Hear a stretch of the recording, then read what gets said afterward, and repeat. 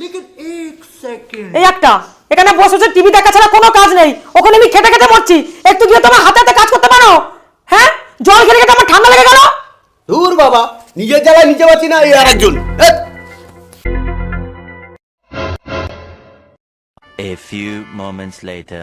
तो रुको जरा, सबर करो। ও ওখানে বসে বসে কি করছে?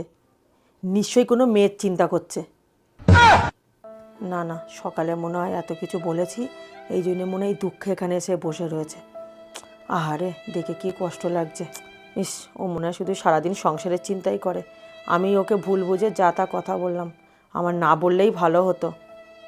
সত্যি সংসারের চাপে বেচারাটা মনে হয় কিছু করেই ফেলবে।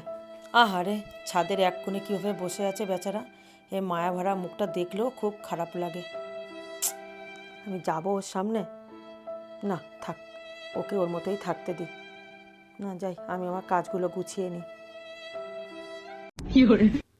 কি ব্যাপার, টুম্পা বৌদি বললো আমাকে ছাদে আসতে, কোথায় এখনো আসছে না কেন?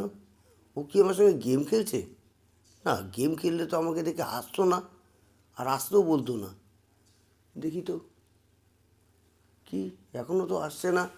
না, আর একটু বসি, দেখি আসে নাকি, যদি আসতেও তো পারে, বসি।